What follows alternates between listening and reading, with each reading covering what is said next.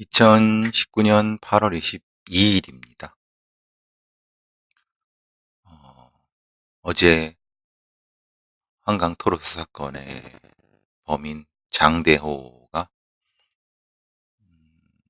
장대호의 신상이 공개되고 고향 일산경찰서에서 고향서로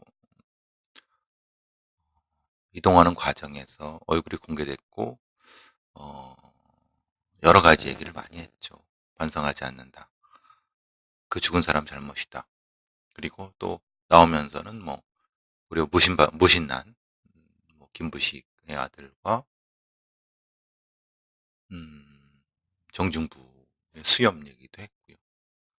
생각해 보시면은 이 사람은 지적으로나 사회적으로나 말하자면은 우리가 생각하는 약간 좀 상황 판단이 안 되거나 뭐 이런 사람 절대 아니죠.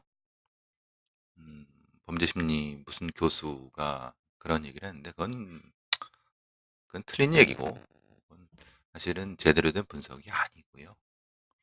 어쨌든 어제 그 얘기가 나오면서 그리고 또 이제 신상 공개 문제 그리고 이제 수사할 때 그 고양경찰서 경찰 형사들이 모텔에 갔는데 실제로 어, CCTV라든가 장대호를 대면하고 수사하는 것에 대한 부실함 이런 얘기들이 다 언급이 됐죠.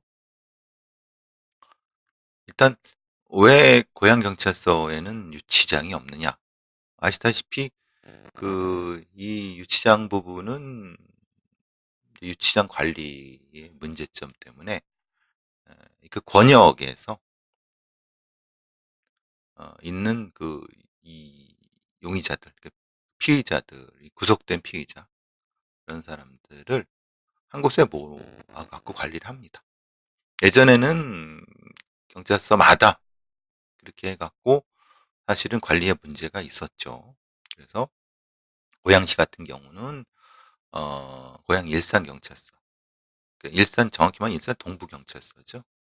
사실 제가 그 근처에 살았기 때문에 일산 동부경찰서 잘 아는데, 음,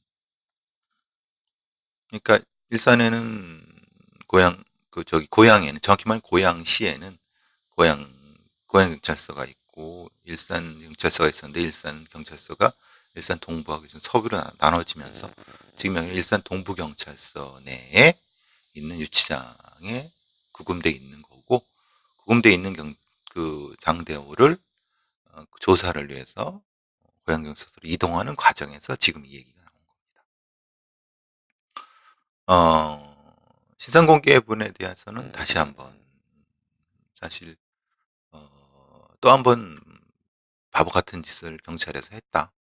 신상 공개 위원들의 그 명단을 공개하고 또 회의록도 공개해야지 신상 공개 제도의 어떤 여러 가지 문제점들을 해결할 수 있다. 제가 계속 말씀드렸는데 뭐 그냥 내부위원 뭐 정신과 의사, 변호사 뭐 있고 내부위원 셋 해서 지들끼리 무슨 얘기를 했는지도 모르고 결과만 딸랑 발표하는 그 민주주의 사회에서 이게 말이나 됩니까? 생각해 보세요. 배심원들도 공개해 갖고 그 내용을 다 얘기하는데 무슨 그러니까 경찰이 하는 일들이 욕을 먹는 거고 물론 경찰만 그러겠습니까? 정부의 많은 위원회들이 소위 말하는 국민의 세금이 들어가는 일인데도 불구하고 다 그냥 비밀주의, 비밀주의. 비밀주의면 뭐 지들끼리 무슨 소리 했는지 어떻게 알겠습니까? 그러니까 발전이 안 되는 겁니다. 그런 어제 저 방송 2개 출연해갖고 아주 유감의 표시를 했죠. 사실 방송 그 제작진들이 놀랬을 겁니다. 어쨌든 음, 관련된 부분에서 이 장대호에 대한 얘기들이 계속 나오고 있어요.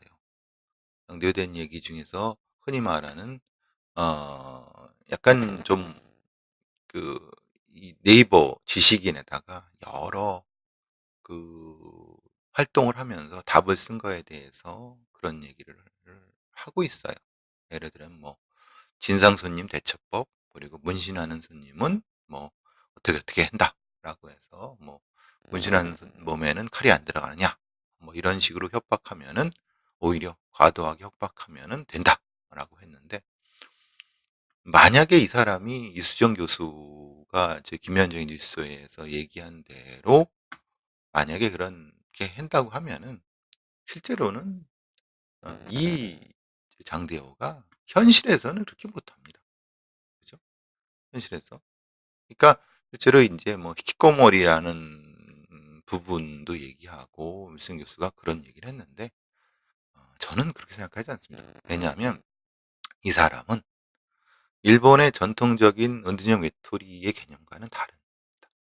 이 사람은 뭐 주변 사람들의 진술이 나오는 걸 보면은 상당히 손기술도 좋고 또 예의 바르고 경우 바르고, 실제로 히키코모리 그렇지 않아요. 히키코모리 어떤지 아십니까? 방에 박혀갖고요, 자기 부모하고 눈을 안 마주쳐요. 오죽했으면 40대 히키코모리가 있지 않습니까? 그 사람들은 어떻게 하는지 아시죠? 방 안에 들어박혀 게임만 해요.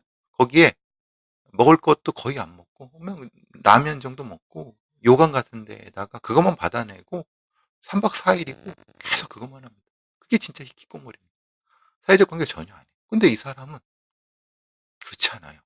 이 사람은 어, 주변 사람들하고도 교통을 하고, 뭐 주변의 사람들이 도와달라면 도와주고, 그러니까 이 호텔에 근무하는 직원들 얘기를 들어보면은 별로 그 사람 별 착한 사람인데 이렇게 얘기하는 거예요. 아니 킥거머리가 어떻게 모텔에서 한 달에 격일로 나와서 200만 원씩 월급을 받아갖고 사회생활을 합니까? 말이 됩니까? 생각해 보세요. 근데 그걸 히키코모리라고 얘기하는 거는 적절하지 않죠. 그래서 제가 이제 그런 말씀 드린 겁니다. 제가 이제 이승원의 세계는 우리 눈에서 일종의 이건 지휘범죄와 관련된다라고 했는데, 근데 지휘범죄라고 하면은 범죄학을 조금 공부하신 분들은 놀라실 거예요.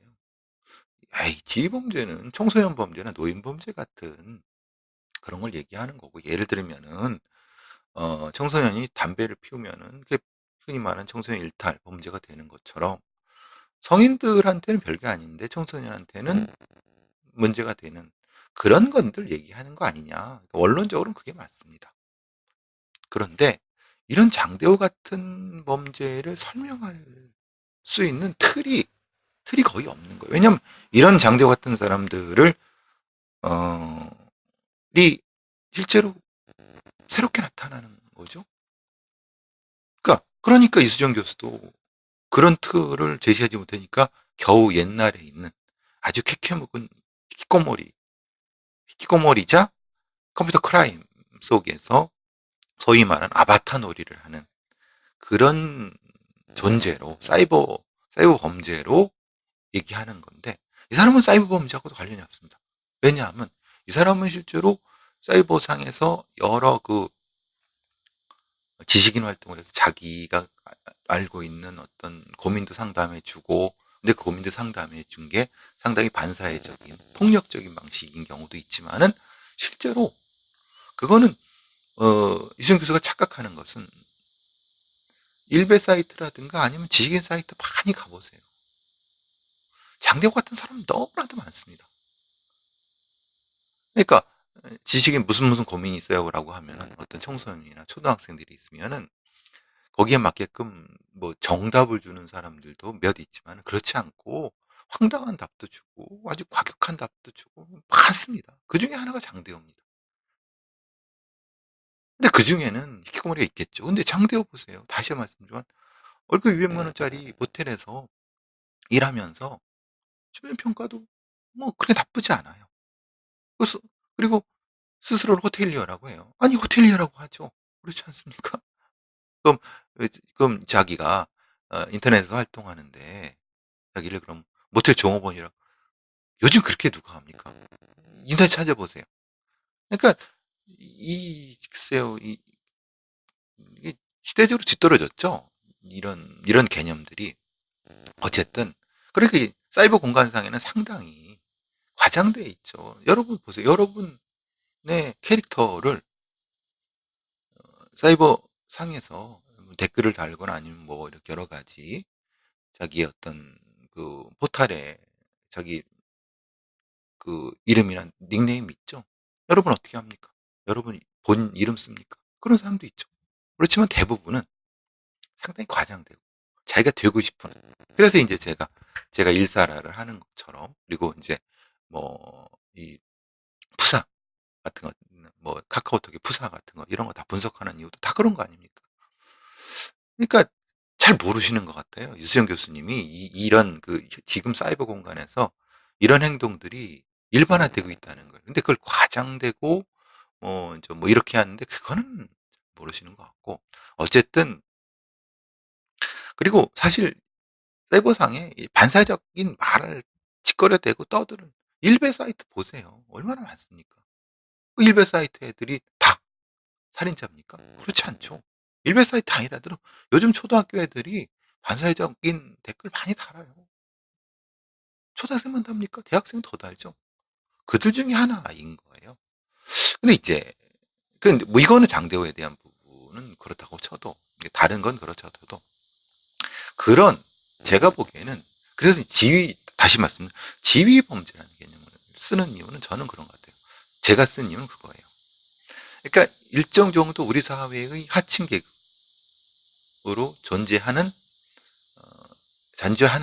사회적으로 기반을 갖지 않은 청소년에서는 벗어났지만, 나이에선 벗어났지만은 실질적으로 어, 사회적인 그 전통적인 형태의 성인으로서의 지위를 가지지 못한 그 중간에 어중간한, 제가 이제 뭐 예전에는 링 같은 범죄 집단을 말씀도 드렸고, 예전엔 가출팸이라고도 말씀드렸지만은, 실제로 청소년기에 이런 식으로 계속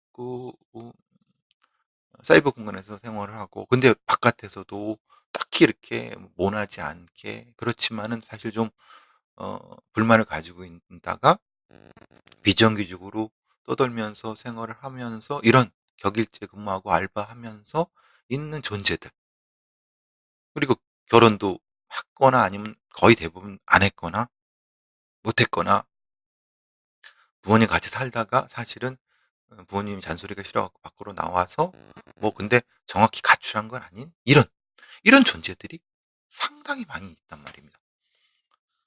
그러니까 현실적으로 존재하는 특정한 집단들이에요. 나이에 관계, 나이가 30대 후반일 수도 있고 40대. 그러니까 그러면 일본식으로 말하면 40대 히키코모리가 될 수 있지만, 실제로 히키코모리하고는 전혀 상당히 형태적인 것이 틀린. 그래서 저는 이 사람들이 하는, 이런 집단들이 있는데 그 집단들이 하는 행위 중에서 어, 어떤 그들이 했던 아니면 하는 범죄, 그래서 지휘범죄라는 개념을 썼어요. 전통적인 범죄학 개념하고는 상당히 어긋나요. 또 사실 말도 안 되는 거죠. 틀린 얘기죠. 근데 제가 어떤 개념을 창조할 수는 없지 않습니까? 그래서 그런 개념을 썼고, 그러면 히키코모리는 아니고, 그래서, 그러니까 말하자면은, 어, 이 사회적이지 못한 부분도 있지만, 일부는 사회적이지 못하지만, 일부는 더 사회적이에요. 장대호가 장기간 그 성인이 된 후에도 가족이랑 연락을 끊었지만은, 사실은, 사실은 끊었지만은, 표류하는 생활을 했지만은, 이수영 교수 얘기한 대로 불안정하다? 그렇지 않습니다. 이 사람은 생각해보세요. 200만 원을 받는 격일제로 정기적으로, 물론 직은 알바 같지만은 돈을 받아요. 그러니까 사실 이게 이 이수정 교수 얘기한 대로 상황 판단력이 떨어진다. 여러분 저 사람이 상황 판단력이 떨어지는 것 같습니까? 생각해보세요. 경찰에 와갖고 자기 범인 잡을 것 같으니까 CCTV 고 일치 다 지웠어요. 거짓말 넣으면 잘해요. 그리고 와서도 말도 조리 있게 해요. 뭐가 상한판에 떨어지는 거죠? 그러니까 이수영 교수는 히키코모리이기 때문에 상한판에 떨어진다고 생각하는데 이 사람은 히키코모리가 아닌 거죠. 물론 고립되고 표류하는 사람인 건 맞습니다. 근데 지금 우리의 세상이 지금 대한민국의 요 나이 또래 이런 십몇 년 넘게 장기간의 그 불황이라고 말하기도 더 힘들죠. 장기간의 경기 침체를 통해서 직장을 얻지 못한 많은 사람들이 있어요.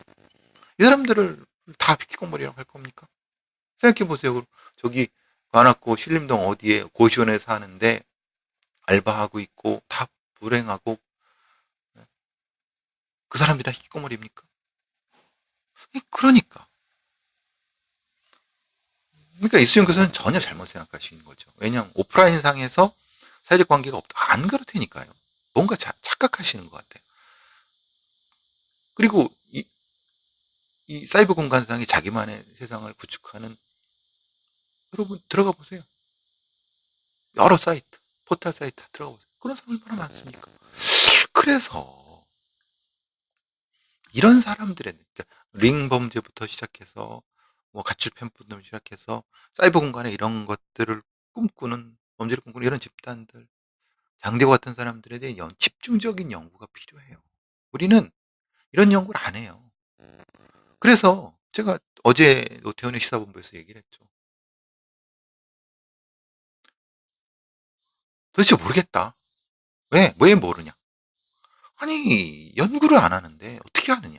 그리고 연구를 하게끔 경찰청이나 검찰청에서 데이터를 준 적도 없고, 기껏해야 형사정신연구원에 그 사람들이 지들끼리 그냥 연구하는 것 정도.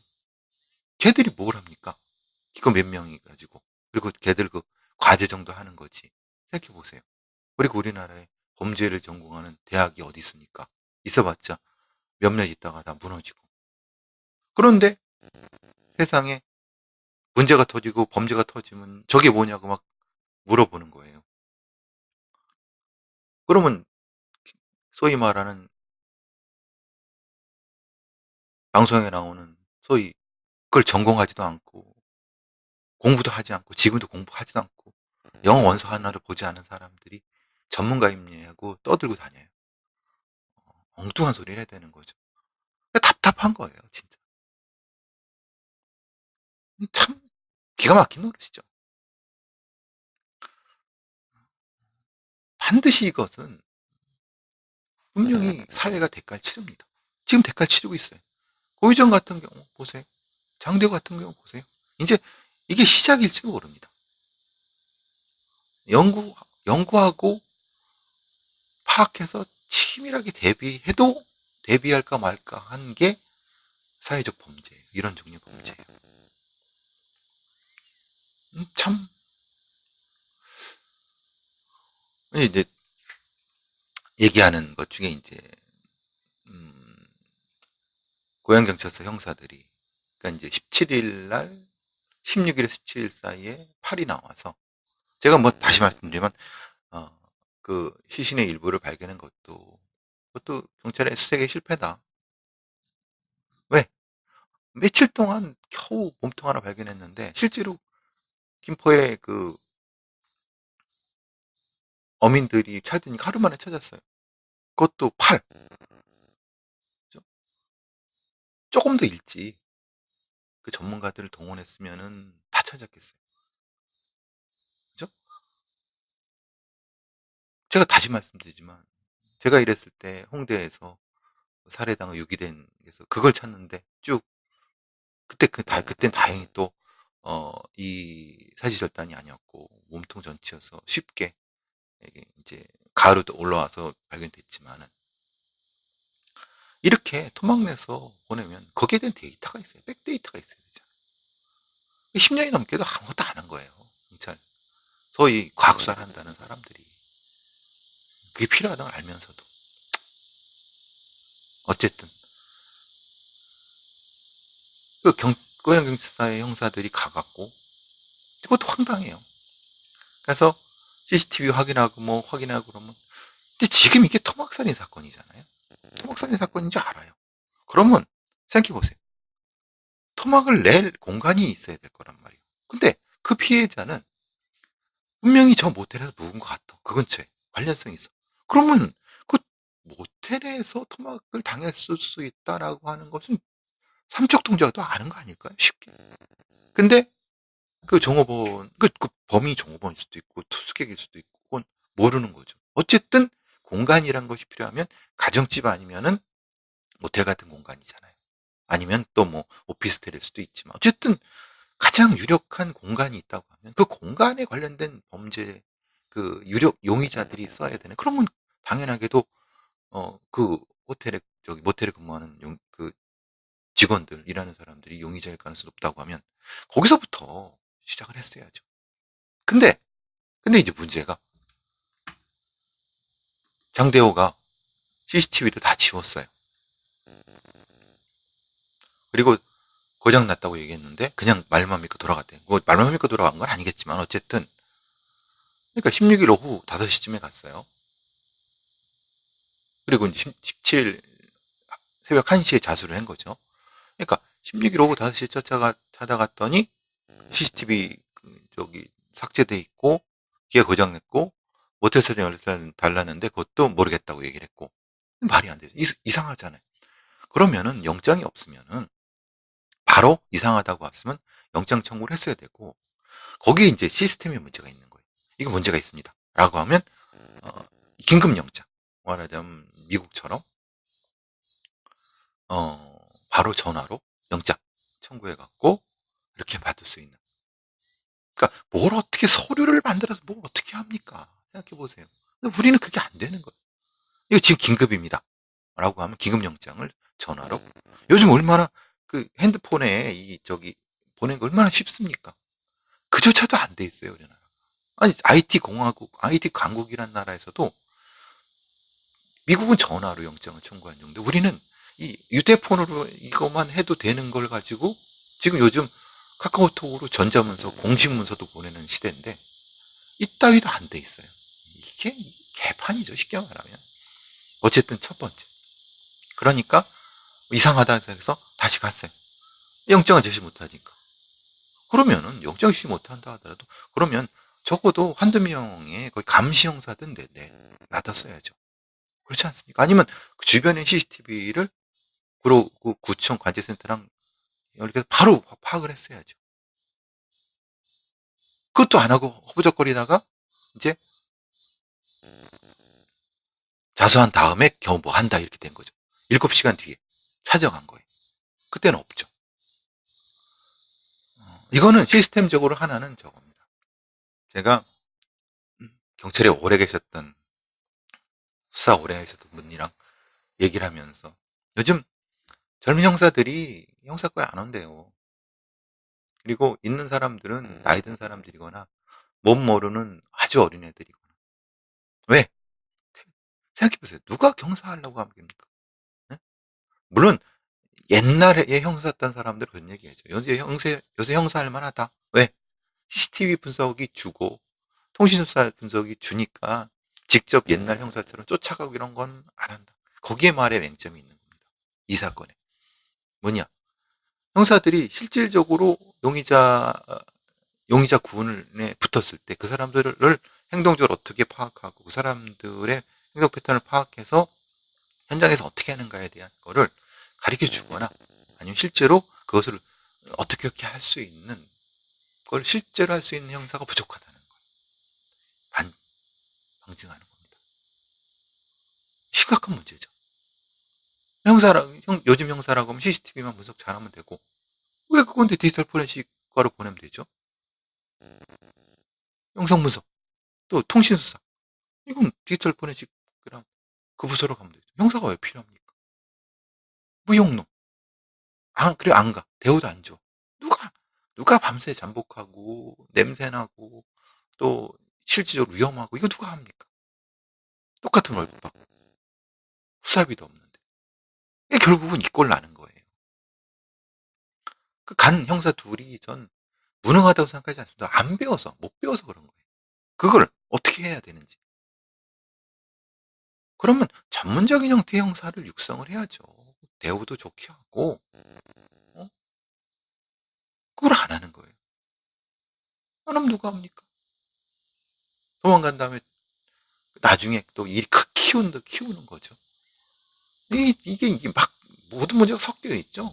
뭐 이런 문제를 해결도 안 하고 수사권 조정하고 막 그러는 거예요. 엉망이죠.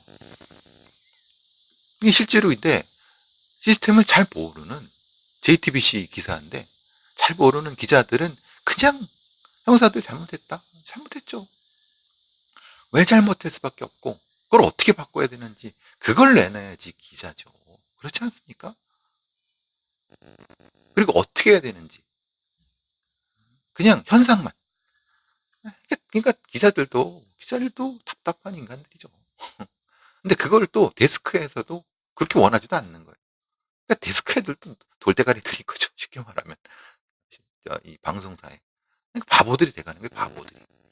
경찰도 바보, 기자들도 바보. 어쨌든 이런 모든 것들이 문제가 이 사건에 나타나는 거예요. 이게 참 다시 말씀드리지만 이런 사건들은 충분히 분석하고 연구해서 분석해서 다른 제2의 장대우를 대비해야 됩니다. 우리가 제2의 고유정을 대비해야 되는 것처럼 똑같습니다. 저한테 물어요. 왜 죽였을까요? 3만 원 때문에. 그게 중요한 게 아니라니까요. 사람은 돈 100원으로도 사람 죽여요. 돈 100원을 얼굴로 던졌다고 생각해 보세요. 근데 평소에 내가 저런 양아치 같은 새끼들을 손 봐줘야 했어.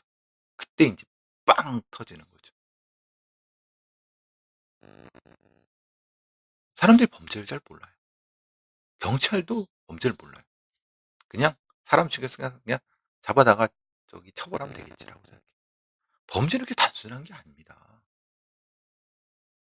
범죄라는 것은요. 근데 되게 쉽게 생각해요. 범죄. 그거 뭐 굳이 돈 쓸 필요 없죠. 국가에서는. 왜? 어차피 죽는 놈들은 죽는 거고 하층 계급들이나 죽고 돈 많고 힘 있는 사람들은 뭐 그런 범죄 영향이나 받습니까? 투자 안 해요. 대학에서 범죄 있는 과가 얼마나 있습니까? 있어도 다 교수들이라고 해봤자 다 연구라고 해봤자 뭐 그럭저럭 그런 보세요. 나라 꼴이 이렇게 되는 겁니다. 이게 바로 반드시 그 결과에 대한 책임이 돌 수밖에 없습니다. 투자하고 대비하지 않으면 우리가 전쟁에 대비해서 외침을 대비해서 준비하는 것처럼 내적으로도 대비하고 연구하고 대비하지 않으면 반드시 그에 대한 대가를 치르게 됩니다. 지금 우리가 대가를 치르게 됩니다.